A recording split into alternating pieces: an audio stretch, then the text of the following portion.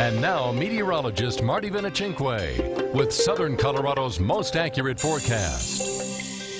Well, I'll start you out with a view now graphically of the severe thunderstorm watch that I told you about moments ago. It pretty much includes anybody near and east of I-25, where you see the blue shading on the map, and that'll be until 8 o'clock tonight. The first stronger storms of the day are developing on the higher terrain west of Trinidad. They're not severe yet, but they may become so before too long. And at this point, some gusty wind, as well as some at least small hail to about the size of dimes or so, as well as some frequent lightning should start to develop with these cells as they approach the interstate. Elsewhere, we've just had a few showers and storms to the west of Denver. But the atmosphere has a lot of water to work with. Yesterday at this time, I was showing you dew point temperatures that were in the 40s along the Front Range and mid to upper 50s out east. Now everybody's in the 50s, and this number is a pretty simple number to explain what's going on. The higher it is, the more water you have for thunderstorms to work with. And so as we get them up into the 50s along the Front Range, that's pretty impressive around here.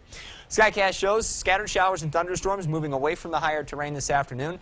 They will at times be strong to severe over the plains, with chances for large hail again, perhaps some damaging wind gusts, and possibly isolated tornadoes. They'll move off into Kansas eventually.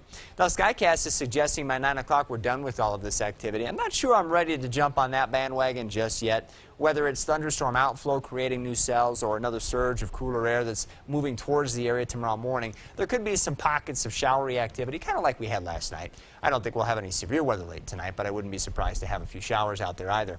Lows from I-25 westward in the 40s and 50s, high country in the 30s, will hover near 60 over the far southeastern plains, and there could be some pockets of low cloud cover early tomorrow morning.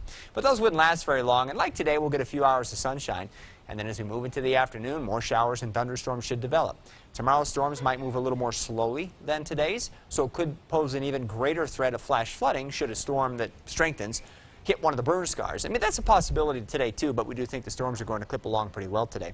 Highs tomorrow in the 60s and 70s across the plains, and really not much difference as you head up into the higher terrain. It's an indication of this shallow layer of cool, moist air in the thunderstorms, but you don't see a lot of differentiation in the temperatures from the higher terrain to the lower terrain. So we'll stay around 70 on Sunday, too, in Colorado Springs, and then finally dry out, and as we do, we'll warm up. Should get back into the 80s Tuesday and Wednesday, and then we'll start tracking another weak cold front that may bring another shot of low-level moisture into the area by Thursday and Friday. If so, we'll have another chance for some thunderstorms. Pueblo will go with 70s through the weekend, 80s early next week, maybe low 90s on Wednesday. It could start getting windy later on next week as well. We should cool towards the end of the week if that front gets here, and if so, we'll have at least some isolated thunderstorms to contend with. Canyon City looking for 70s through the weekend, 80s early next week, might hit 90 on Wednesday.